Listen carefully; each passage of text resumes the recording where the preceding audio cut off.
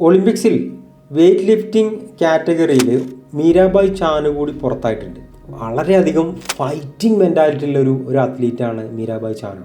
അപ്പോൾ മീരാബായ് ചാനു 4th പ്ലേസിലാണ്, 4ാം സ്ഥാനത്താണ് മത്സരങ്ങൾ അവസാനിപ്പിക്കുന്നത്. അവരുടെ കോച്ചായിട്ടുള്ള ഡോക്ടർ ഷാരോൺ സ്കോട്ട് യൂണിവേഴ്സിറ്റി എന്നൊക്കെ പറഞ്ഞിട്ട് വളരെ പ്രസിദ്ധനാണ്. കോച്ച് ആരോണാണ് ശരിക്കും പറഞ്ഞാൽ ഈ മീരാബായ് ചാനുവിനെ റിഹാബിനൊക്കെ ഹെൽപ്പ് ചെയ്തിട്ടുള്ളത്. അദ്ദേഹത്തിൻ്റെ കീഴിലാണ് ഇവർ ട്രെയിൻ ചെയ്തിട്ടുള്ളത്. അപ്പോൾ കഴിഞ്ഞ വർഷം വലിയ ഇഞ്ചുറി ഉണ്ടായിരുന്നു മീരാബായ് ചാനുവിന്. ഏകദേശം 4 മാസത്തോളം അവർക്ക് വെയ്റ്റ് ലിഫ്റ്റിംഗ് ചെയ്യാനേ പറ്റിയില്ല, ഒരു ട്രെയിനിങ്ങും ചെയ്യാൻ പറ്റില്ല. അതിനുശേഷമാണ് അവർ തിരിച്ച് വന്നിട്ട് ആ സ്ട്രെങ്ത് എല്ലാം ഗെയിൻ ചെയ്തിട്ട് 4ാം സ്ഥാനത്ത് ഫിനിഷ് ചെയ്തത്. മാത്രമല്ല ഈ വെയ്റ്റ് ലിഫ്റ്റിംഗ് സമയത്ത് ചാനുവിന് പീരിയഡായിരുന്നു. അപ്പോൾ നല്ല ബ്ലീഡിങ് ഉണ്ടായിരുന്നു എന്നൊക്കെയാണ് കേൾക്കാൻ പറ്റിയത്.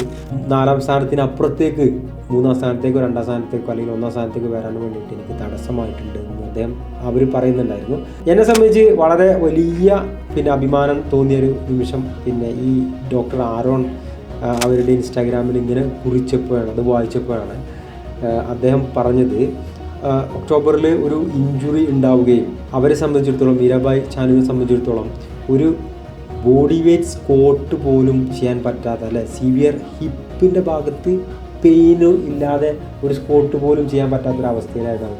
4 മാസത്തോളം അവർക്ക് ട്രെയിൻ ചെയ്യാനേ പറ്റിയില്ല.